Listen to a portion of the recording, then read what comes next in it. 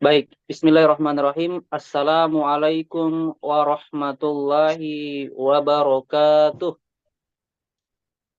Waalaikumsalam warahmatullahi Alhamdulillahirabbil alamin. Wassalatu wabarakatuh. wassalamu ala Rasulillah Sayyidina Muhammadin wa ala alihi wa ashabihi ajmain amma ba'du. Rabbi israh li sadri wa yassir li amri wa hlul 'uqdatam min lisani yafqahu qawli. Pemirsa dakwah Sulsel yang dimuliakan Allah Subhanahu wa taala, senantiasa kita panjatkan puji syukur kita kehadirat Allah Subhanahu wa taala atas limpahan rahmat dan hidayahnya sehingga pada sore hari ini Allah masih menitipkan nikmat kepada kita, terkhusus nikmat iman dan nikmat Islam, sehingga kita bisa hadir dalam program kami dakwah Sulsel, ya, siar ya syariat Islam membawa rahmat, dan semoga kita istiqomah ya dalam mencari ilmu, ya, senantiasa memperdalam ilmu agama kita, dan semoga Allah Subhanahu wa taala memberikan kita keistiqomahan dalam din, ya, dalam agama ini Islam, hingga kita menghadap Allah Subhanahu wa taala. Salawat serta salam senantiasa tetap tercurahkan kepada baginda Nabiullah Nabi Muhammad Sallallahu Alaihi Wasallam, Nabi yang menjadi huswatun hasanah, Nabi yang telah berhasil menggulung tikar peradaban dunia dengan menggantikannya dengan sejadah-sejadah Islam, sehingga pada hari ini kita merasakan nikmat perjuangan beliau, hasil perjuangan beliau, yaitu nikmat Islam.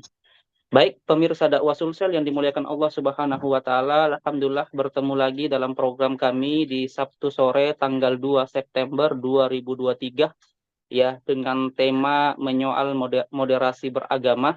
Alhamdulillah ya teman-teman yang budiman dimanapun Anda berada, ya, kami mengajak ya bagi teman-teman semua untuk kemudian subscribe channel kami, ya, channel dakwah Sulsel, ya, kemudian like juga ya setiap program-program kami, setiap postingan-postingan yang kemudian kami posting, ya, dan jangan lupa juga share kepada orang-orang terdekat kita, orang-orang yang kita kenal, hingga nanti mereka juga merasakan kebaikan-kebaikan kita dan semoga menjadi amal jariah bagi kita semua. Dan juga teman-teman yang dimuliakan Allah Subhanahu wa taala, ya, pada kesempatan ini kami berikan kesempatan kepada teman-teman yang live langsung di YouTube kami. Jika ada pertanyaan-pertanyaan nanti terkait dengan tema kita pada sore hari ini, silakan tinggalkan komentar teman-teman di kolom chat. Insya Allah nanti kami akan bacakan. Alhamdulillah pada sore hari ini, ya, di awal bulan September 2023, ya, alhamdulillah pada kesempatan sore hari ini saya ditemani oleh guru saya Ustadz Muhammad Fauzan Abu Rifki. Beliau mubalik Kota Makassar, dan tema pada kesempatan sore hari ini adalah tema tentang menyoal moderasi beragama. Nah, ini menarik banget ya. Apalagi tema kita pada hari ini yang mungkin teman-teman kata-kata moderasi beragama ini tidak asing lagi teman-teman dengar, dan bagaimana kemudian program ini digencarkan oleh pemerintah hingga kemudian masyarakatnya itu mau merealisasikan program-program yang dicanangkan ini. Baik, alhamdulillah saya ditemani oleh Ustadz. Mungkin saya sapa dulu pemateri kita. Assalamualaikum Ustadz. Waalaikumsalam warahmatullahi wabarakatuh. Waalaikumsalam. Masya Allah. Sehat-sehat.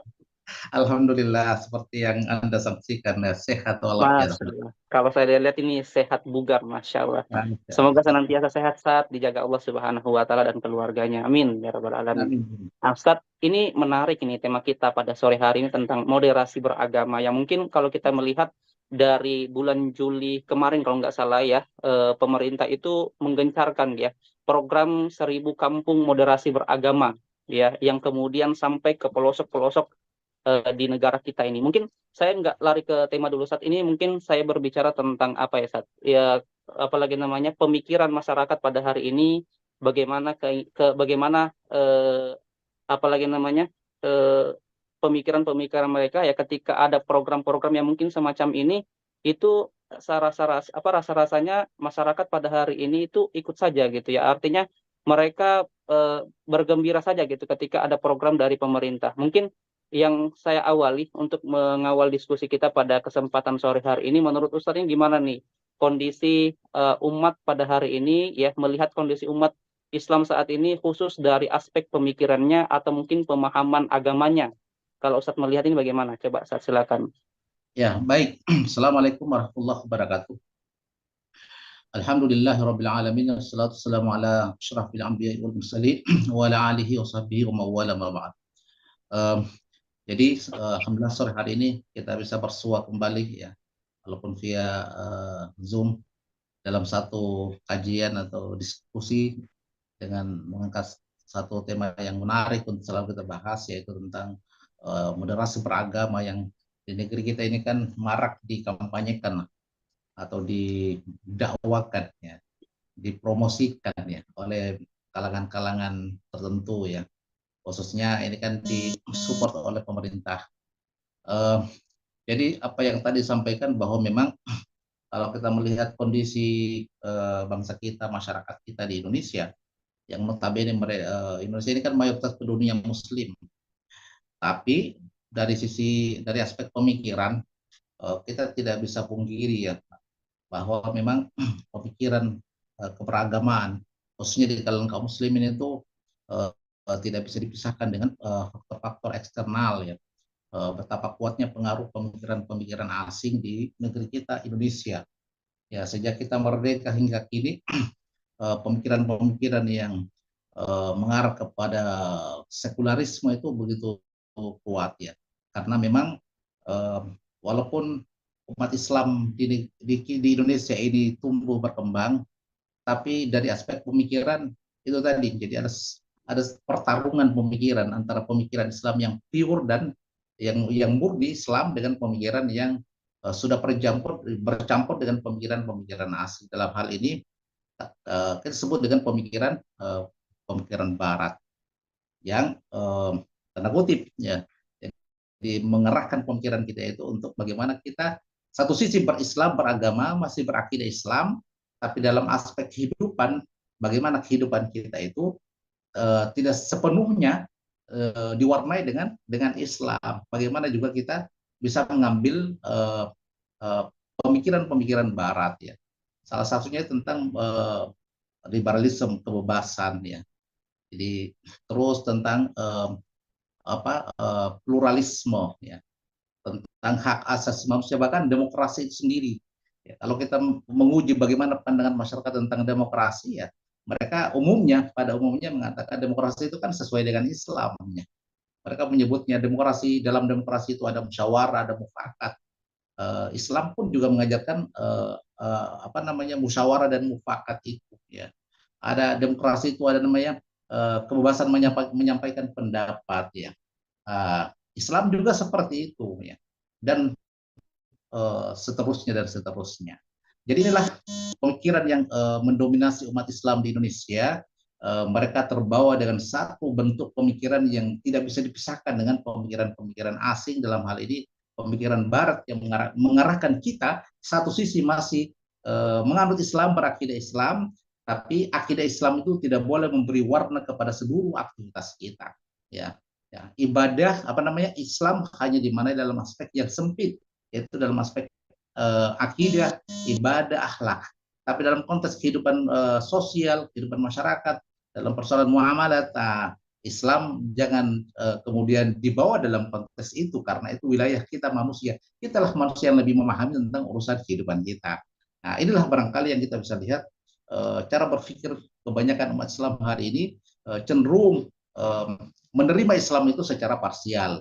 Ya, jadi secara akidah ya mereka menganut akidah Islam, tapi dalam konteks interaksi dalam kehidupan sosial maka tidak bisa dipisahkan dari nilai-nilai yang juga tidak datang dari Islam. Nah, inilah kondisi kita hari ini, dan ini merupakan satu tantangan yang mesti kita hadapi, dan kita yang punya kesadaran bahwa memang inilah lahan dakwah kita. Disinilah kita bergerak untuk membangun kesadaran umat agar umat itu hanya mengambil pemikiran yang pure Islam, yang murni Islam, tanpa dicampur dengan pemikiran-pemikiran di luar Islam. Saya kira itu. Ya. Baik, Masya Allah ya atas penjelasan Ustadz ya. Baik.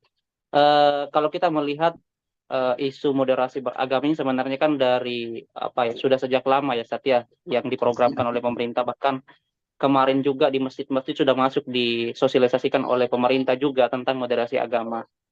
Pada dasarnya sih kalau saya melihat penjelasan moderasi agama ini bahwa bagaimana itu pemerintah mau gitu ya, ingin menerima ya bahwa kita itu sama, agama itu sama gitu ya. Pada dasarnya bagaimana ya pemikiran-pemikiran yang dari barat itu diterima juga sebenarnya. Mungkin ini sebenarnya apa yang dimaksud dari moderasi beragama ini gitu sehingga masyarakat itu bisa bisa tercerahkan terkait dengan definisi moderasi beragama ini yang dimaksud oleh pemerintah seperti apa, Seth?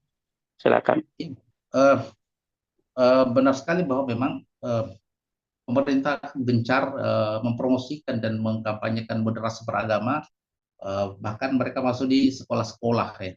Itu kan ada proyek apa namanya, kampung moderasi beragama ya, yang dicetuskan oleh Menteri Agama. Ini luar biasa dan itu masif. Jadi targetnya itu 1.000 sekolah itu mereka masuk untuk bagaimana mempromosikan moderasi beragama. Jadi dari nama kan kelihatannya bagus ya, moderasi, bagaimana moderat ya, toleran ya kan. Kemudian bagaimana merawat kemajemukan ya anak bangsa ini. Nah, kan begitu sebetulnya, kelihatannya begitu ya, kulitnya kan gitu. Tapi kita harus kaji lebih dalam. Jadi untuk mengetahui bagaimana sesuatu itu dalam perspektif Islam, yang pertama kita harus tahqiqul manat, memahami fakta sesuatu yang akan kita hukumi, apakah dia sejalan dengan Islam atau tidak. Yang kedua, dari aspek kita yang kemudian menilai sesuatu, kita harus punya satu cara pandang yang khas, harus punya kaidah fikriyah, jadi landasan berpikir yang khas, yaitu Islam, ya, akidah Islam. Sehingga kita bisa menilai sesuatu itu apakah sesuatu sesuai dengan Islam atau tidak. Nah, saya perhatikan moderasi beragama ini memang nampaknya dari aspek luar ya, casingnya ini bagus ya, dan mudah orang kemudian terpengaruh dengan nama moderasi beragama, bagaimana kita bersikap moderat ya kan, jangan ekstrim, jangan ya tanda kutip radikal. Jadi kan ada moderasi, ada radikal ya kan, seperti itu. Jadi antitesisnya kan ada radikal dan memang tidak bisa dipisahkan. Kenapa kemudian isu moderasi beragama yang terus digencarkan? Karena itu tadi mewaspadai radikalisme beragama ya. Bagaimana beragama secara ekstrim menurut versi mereka ya. Jadi saya perhatikan kalau moderasi beragama ini kan menginginkan bagaimana kita umat Islam itu beragama ya, tetapi tidak boleh kemudian kita ekstrim dalam beragama ya. Ya khususnya bagaimana kita memandang orang-orang di luar kita ya, termasuk dalam hal ini pemikiran-pemikiran dari barat, budaya barat ya kan. Eh, Jangan terlalu ekstrim menolak seperti itu. Bagaimana ya istilahnya kita bisa berkompromi lah gitu dengan nilai-nilai yang tidak datang dari Islam. Saya lihat intinya di situ, bagaimana kita itu toleran gitu dengan sesuatu yang di luar Islam, termasuk pemikiran dan peradaban Barat. Nah, itu saya kira inti isi daripada moderasi beragama yang dikemas dengan cantik, dengan indah ya. Nah, jadi dan tidak sedikit umat Islam itu yang terpengaruh. Apalagi kan yang mengkampanyekan dan mempromosikan itu kan tidak sedikit dari kalangan intelektual Muslim, ya kan? Bahkan ada ulama, ada kiai. Ya. Umat Islam itu kan bilang begini, kan yang mendakwakan kan mereka punya kapasitas keilmuan, ada intelektual, ada profesor, ada kiai, kan seperti itu. Apa kurangnya? Gitu. Jadi inilah masyarakat kita yang paternalistik melihat pada sosok orangnya bukan apa yang disampaikan. Makanya ya umat ini agar umat memiliki kesadarannya mesti dibangun kesadaran Islam yang benar. Ya itu pentingnya dakwah. Nah, inilah lahan dakwah yang saya kira perlu kita garap agar umat ini tidak digiring kepada pemikiran-pemikiran yang justru menjauhkan mereka dari pemikiran Islam yang sejati, pemikiran Islam yang dibawa oleh baginda Rasulullah Muhammad SAW yang dulu merubah sebuah peradaban jahiliyah menjadi peradaban yang mulia. Hari ini keadaan kita sungguh sangat memprihatinkan. Secara kuantitas jumlah kita luar biasa, tapi secara kualitas jauh dari harapan. Ya, akibat kekalahan dalam segala aspek dan segala bidang kehidupan. Saya tadi ingat kata-kata Ibnu Khaldun dalam kitab Muqaddimah. Dia katakan begini, dia menyampaikan dalam kitab Muqaddimah ya. Jadi al-maghlub muliu bitaglidil ghalib. Orang yang kalah itu cenderung ikut kepada yang mengalahkan dia ya. Secara pemikiran kita kalah gitu. secara ekonomi kita kalah, semua hal kita kalah. Sehingga kekalahan ini membuat kita cenderung mengekor kepada siapa yang menundukkan dan mengalahkan kita. Tentu sebagai umat Islam sejati, inilah yang perlu kita bangun kesadaran bahwa kita mesti bangkit dan melakukan sebuah perlawanan. Makanya orang-orang yang mengusung gagasan moderasi beragama ini semuanya menangkal bangkitnya kelompok-kelompok yang sebetulnya melawan kepentingan Barat sebetulnya, yang mereka sebut dengan dalam tanda kutip radikalisme gitu, yaitu kelompok atau orang-orang yang ingin berislam secara konsisten, secara istiqomah. Yang kita istilahkan dengan Islam kafah itu dia sebetulnya. Jadi menarik ini untuk menjadi diskusi untuk bagaimana umat Islam ini dalam aspek pemikiran itu mereka itu bisa berpikir secara objektif dan jernih dan melihat segala persoalan itu dalam perspektif Islam, dalam perspektif akidah Islam. Ya. Insya Allah masyarakat kalau terbina pemikiran dengan Islam tidak mudah menerima sesuatu yang mungkin casingnya cantik tapi isinya racun. Nah, jadi tidak mudah, mereka itu akan berpikir lebih jernih, akan mengkaji lebih jauh sesuatu itu seperti apa. Apakah sesuatu yang kelihatannya itu cantik, apakah dia itu memang ibarat obat itu menyehatkan atau racun yang membahayakan tubuh kita.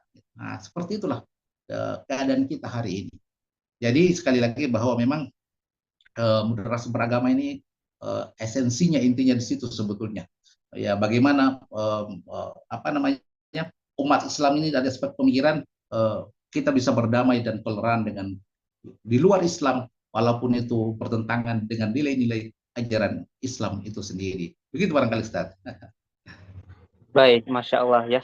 Baik, kami kembali menyapa kepada pemirsa dakwah Sulsel yang menyimak langsung ya. Bagi teman-teman yang mau bertanya langsung kepada pemateri, silakan tuliskan pertanyaan kalian teman-teman di kolom chat ya, kolom chat live streaming kami ya, dakwah Sulsel. Nanti kami insya Allah akan bacakan dan sampaikan kepada Ustadz.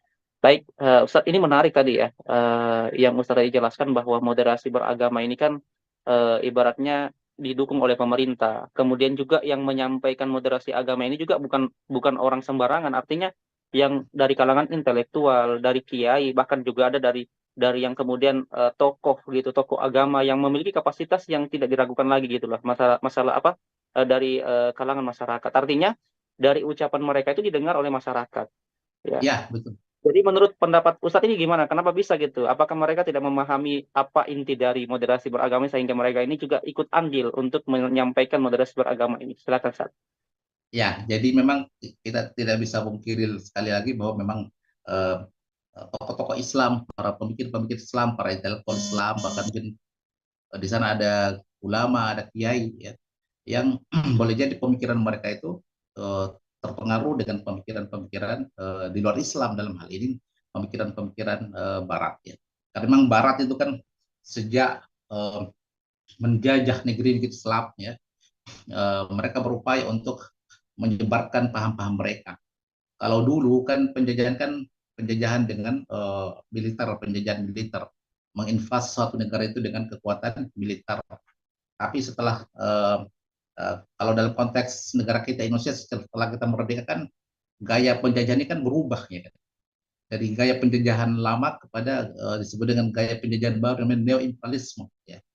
Dan mereka tidak pernah henti untuk menyebarkan pemikiran-pemikiran Barat ya di kalangan umat Islam, termasuk di kalangan tokoh-tokoh Islam, para intelektual Islam ya, tentang gagasan tentang sekularisme itu ya, tentang pemikiran bagaimana kita berkompromi dengan pemikiran-pemikiran Barat.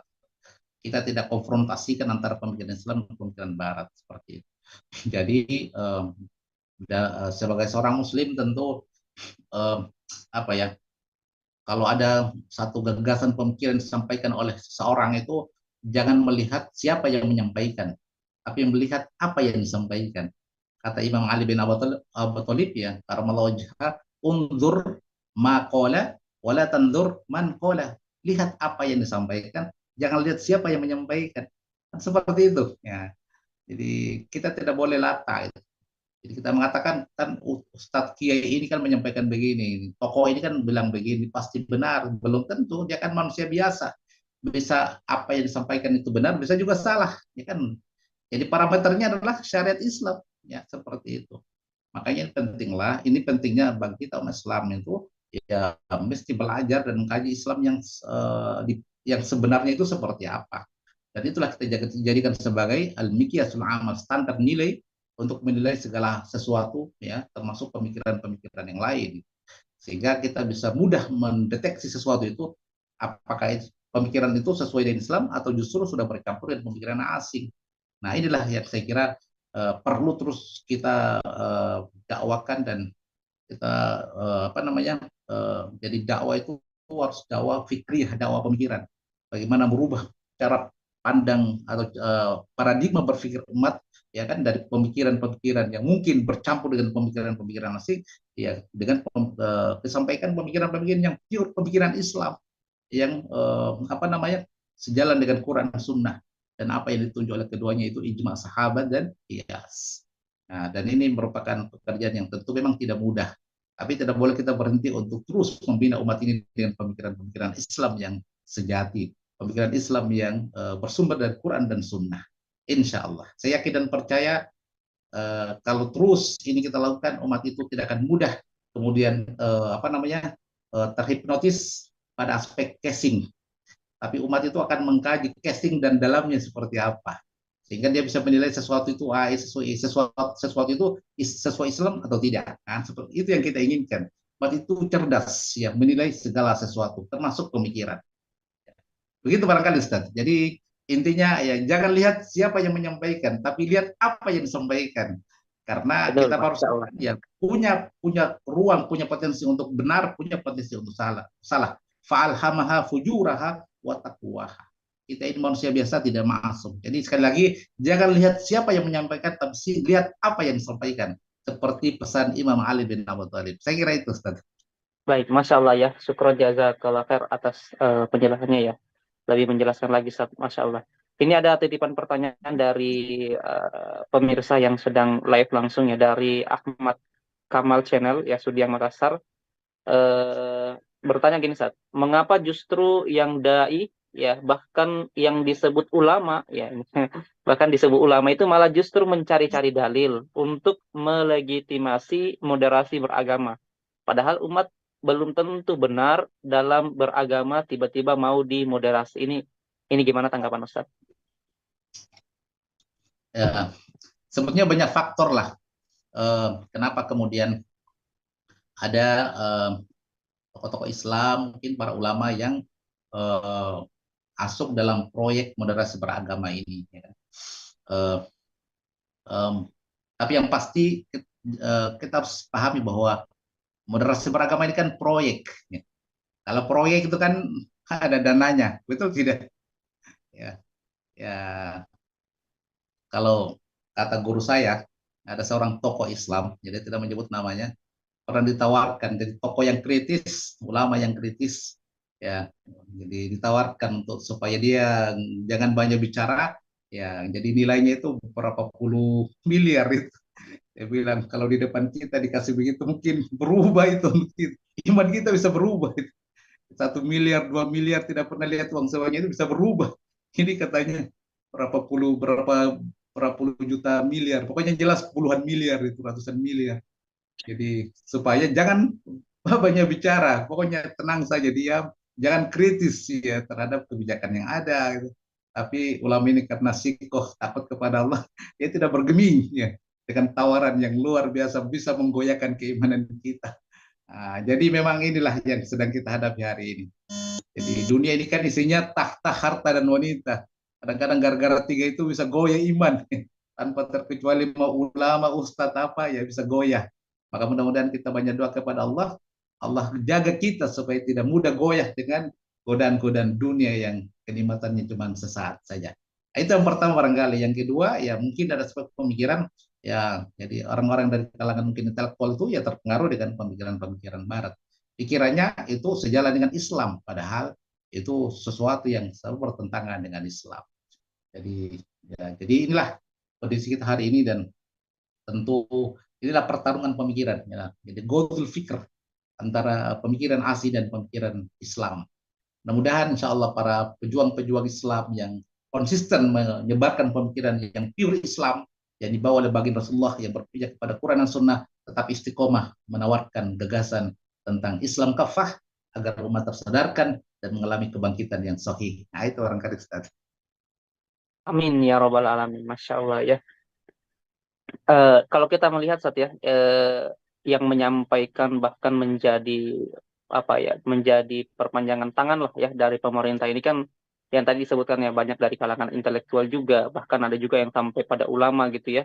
Bahkan begitu begitu apa begitu membuat kita yakin gitu ya, ketika dia menyebutkan dalil tentang moderasi beragama ini, kalau umat-umat mungkin masyarakat mendengar itu mungkin akan terikut arus ya, ibaratnya akan percaya gitu ya terkait dengan proyek yang kemudian disampaikan ini.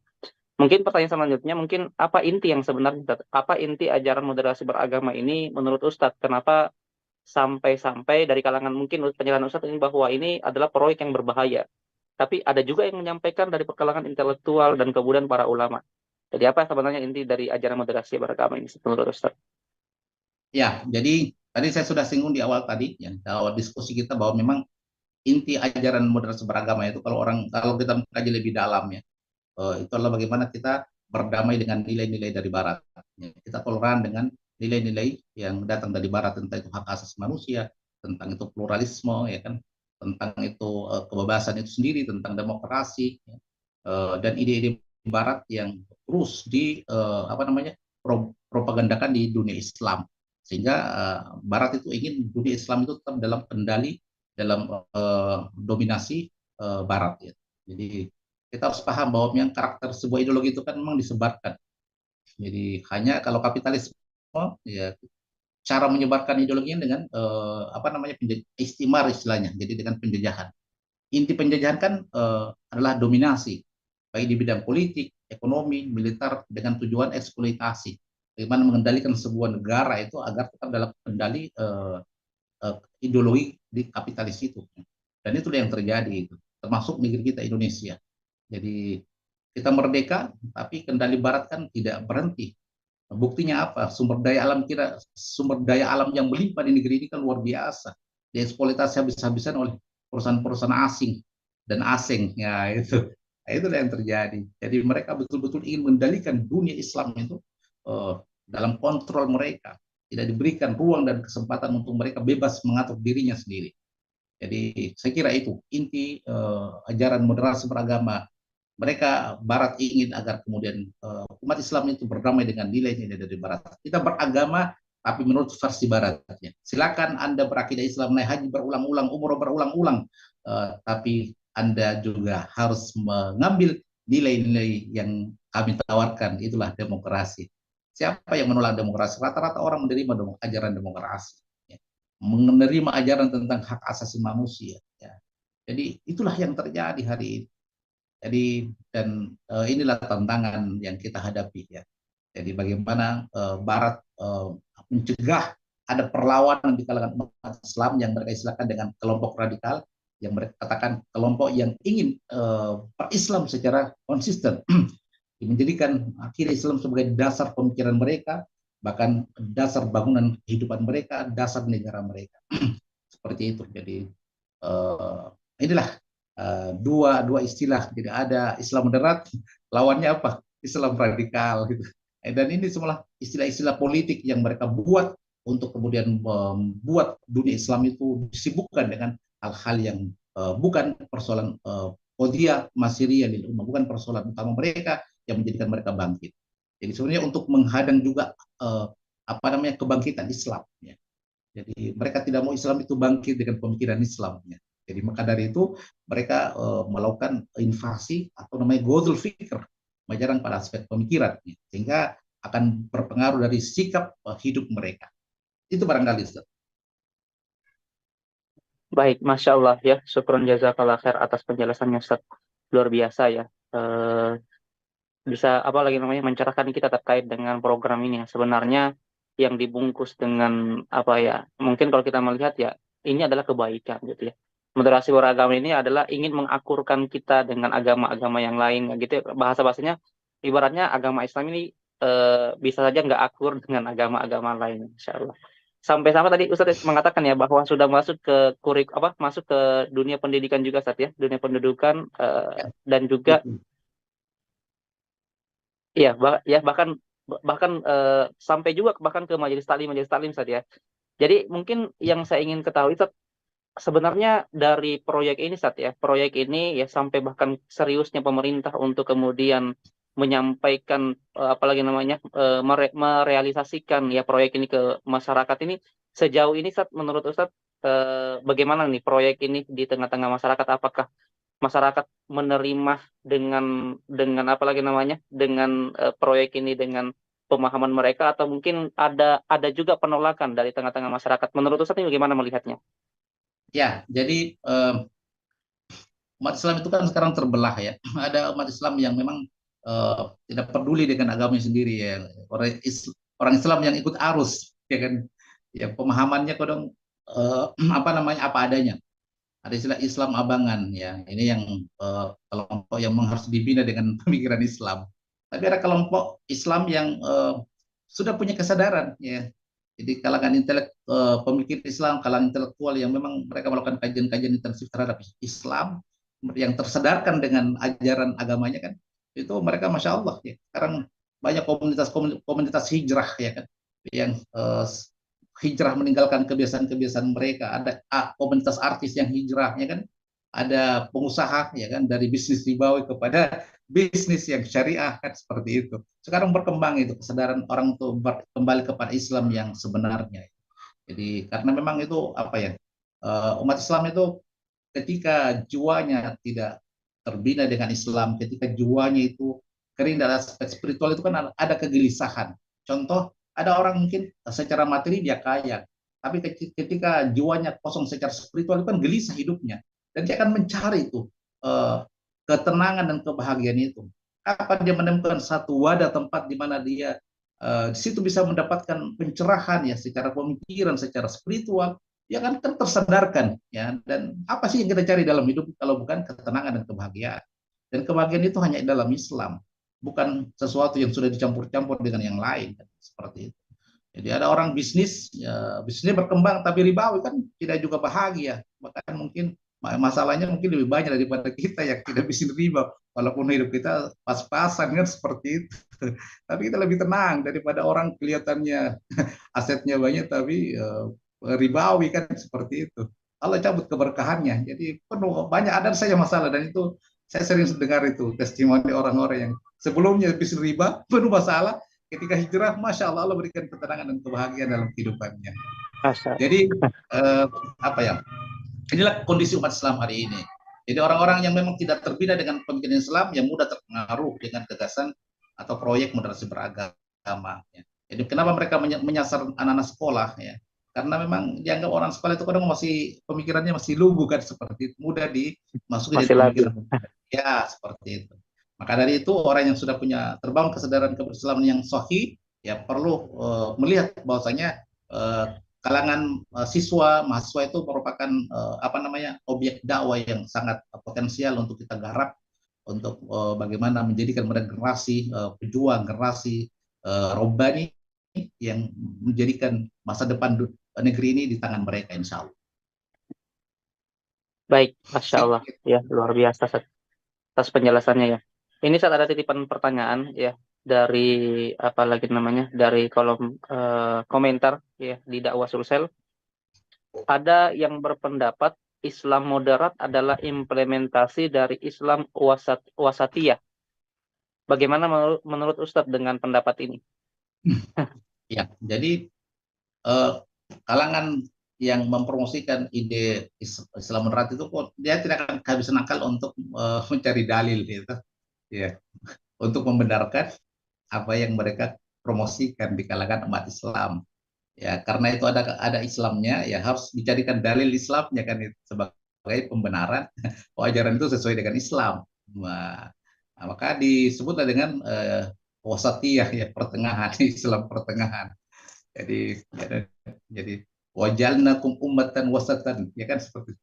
Allah menjadikan kalian sebagai umat pertengahan gitu. Jadi padahal itu kan kalau kita kaji tafsir ayat kan itu umat yang adil ya. Jadi lawan keadilan kan kezoliman. Ya. Jadi orang-orang yang tidak paham, masyarakat kebanyakan itu ya mungkin dengan dalil-dalil itu ya mudah menerima, apalagi yang menyampaikannya kan mungkin ulama, tokoh tokoh yang seperti itu. Lagi-lagi ini perlu umat Islam itu dibina secara pemikiran, sehingga walaupun pemikiran itu dikemas dengan indah, kelihatan Islami dengan dalil-dalil, ya kan, tapi kita bisa melihat di balik itu ada racun yang berbahaya terhadap keberlangsungan kehidupan kita dan masa depan peradaban kita ke depan, masa depan kehidupan kita, khususnya negeri kita Indonesia yang kita cintai bersama ini, ya. Kalau kita tidak waspada, hati-hati, ya mudah terpengaruh dengan sesuatu yang casingnya bagus, kalau isinya racun, nah itu akan membahayakan kehidupan kita, termasuk kehidupan beragama kita, dan termasuk kehidupan berbangsa dan bernegara kita ke depan. Kita tidak ingin negeri ini terus dalam kondisi seperti hari ini, dalam cengkraman dominasi kapitalisme, ya, yang menjadikan bangsa ini semakin jauh dari nilai-nilai Islam.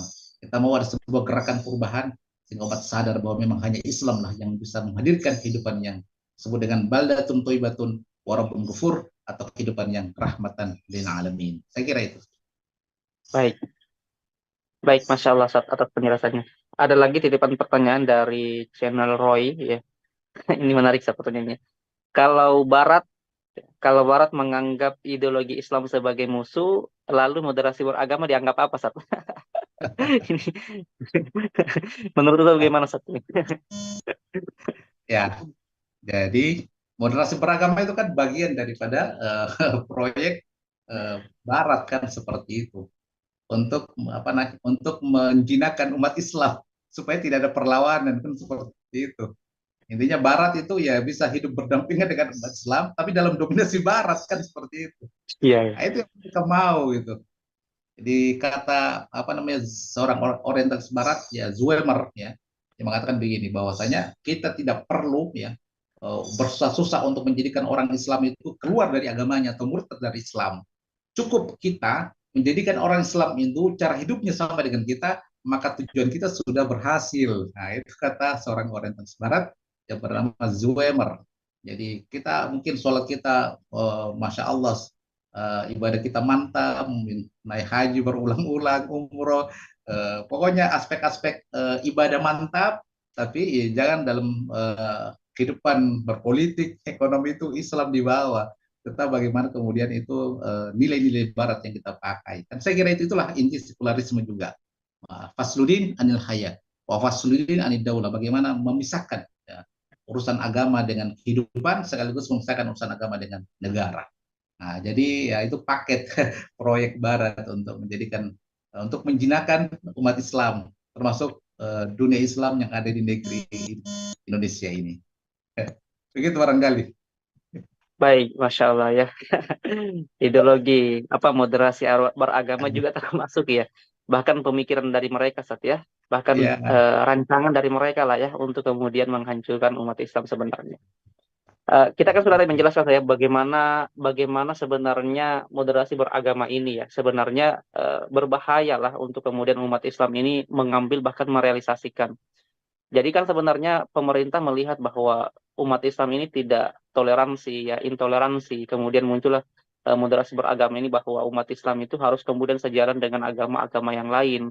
Seakan-akan hanya agama Islam aja yang tidak yang kemudian intoleran gitu ya. ya. Kalau menurut Ustadz bahannya ini apa nih? Apa bahayanya nih? Apa bahayanya bagaimana umat Islam dengan ide moderasi beragama ini ketika mereka ini sampai paham tentang moderasi beragama hingga kemudian mengimplementasikan ke keluarga mereka, bahkan ke masyarakat. Apa bahayanya, Ustadz, bagi Islam? Ya, yang pasti bahwa karena moderasi beragama ini tidak bersumber dari Islam, ya kan, tapi bersumber dari pemikiran-pemikiran Barat, ya, yang intinya adalah bagaimana kita berislam ala Barat, ya, atau tetap dalam konteks sekularisme, memisahkan agama dengan kehidupan, maka tentu bahayanya adalah justru akan semakin menjauhkan kita umat Islam dari ajaran kita Islam. Dan tentu ketika umat Islam dalam kehidupan mereka, ya, Islam tidak diterapkan secara kafah, ya kan, maka kehidupan mereka kan jauh dari keberkahan, ya. Seperti jangan jauh-jauh lah contoh nyata yang kita rasakan hari ini.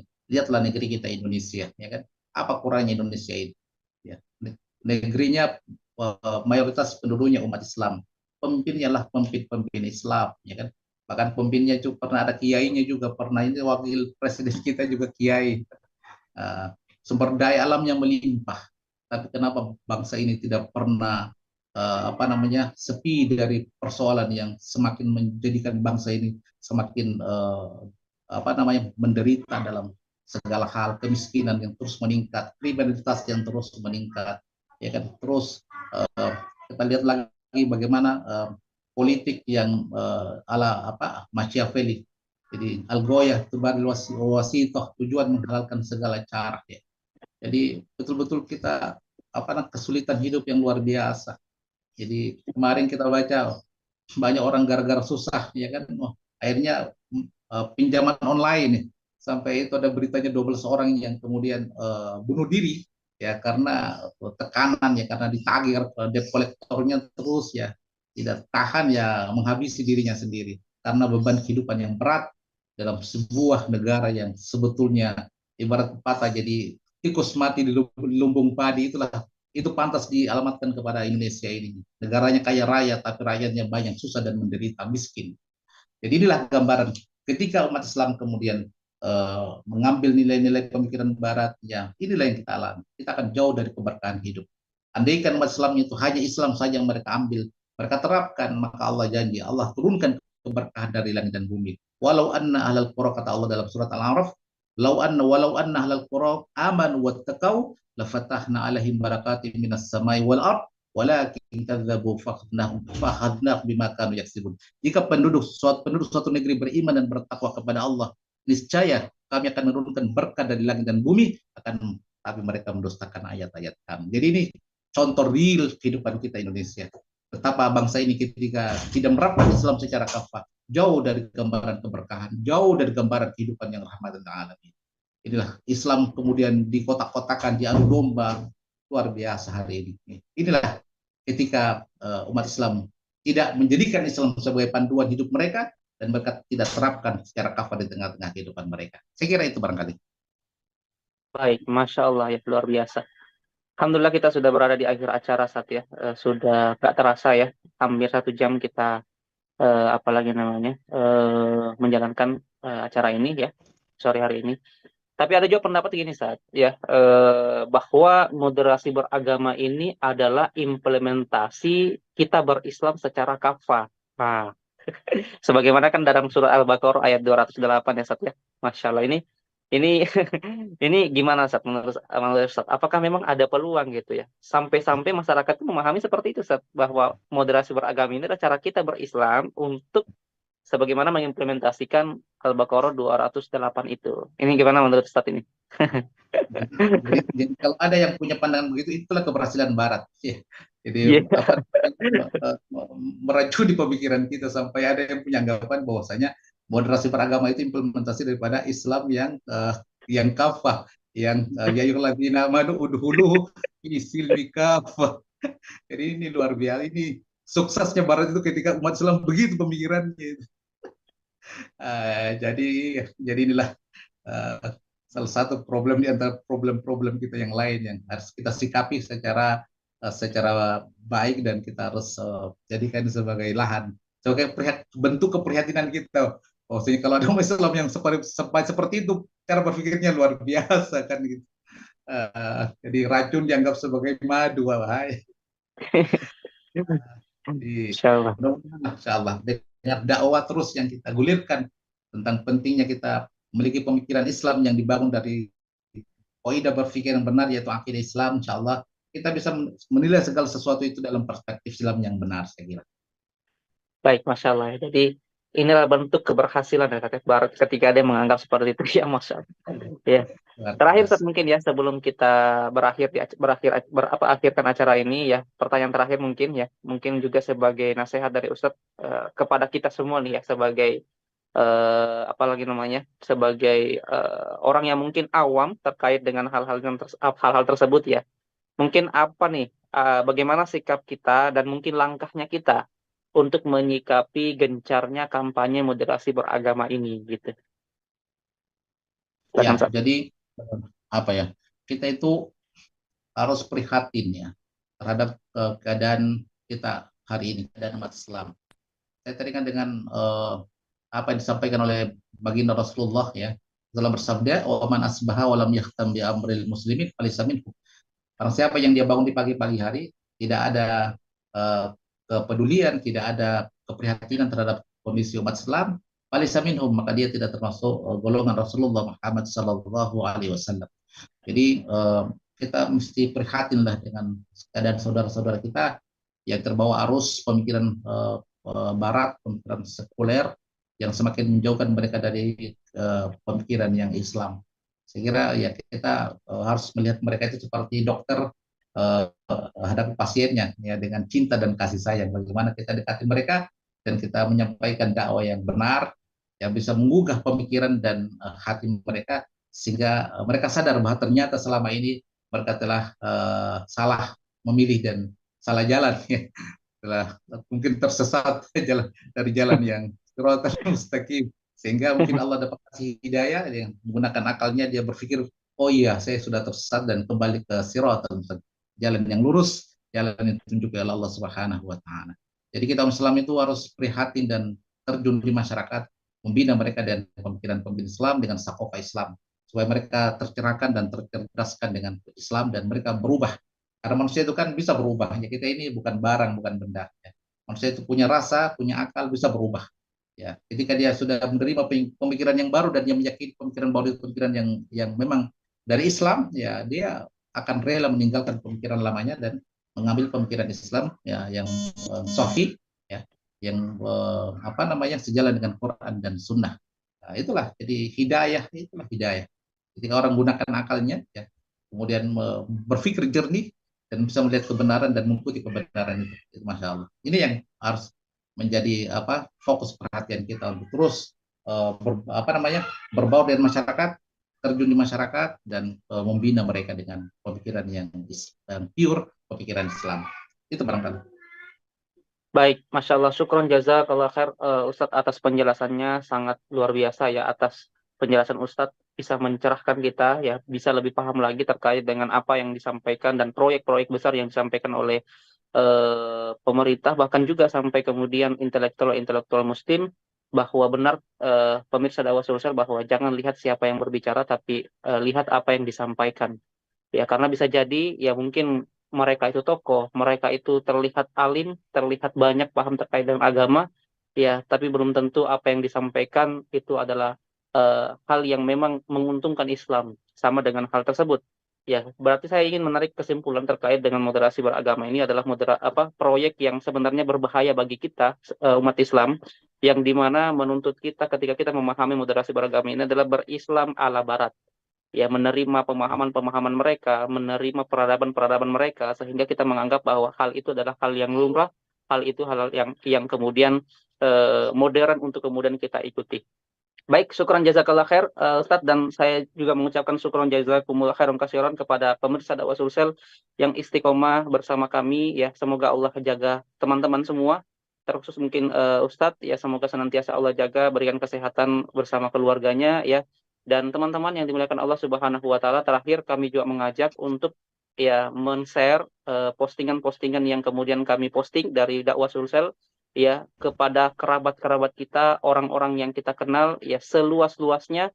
Jangan sampai kebaikan itu berhenti di sini saja, tapi sampaikanlah kebaikan itu kepada banyak orang, karena kita nggak tahu dari siapa dan dari lisan siapalah mereka bisa tersadarkan terkait dengan hal-hal yang harus mereka sadarkan, dan insya Allah akan membawa perubahan terkait dengan Islam.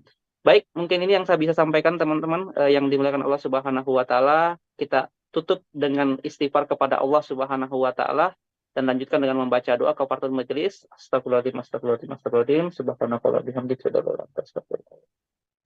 Akhirul kalam, assalamualaikum warahmatullahi wabarakatuh.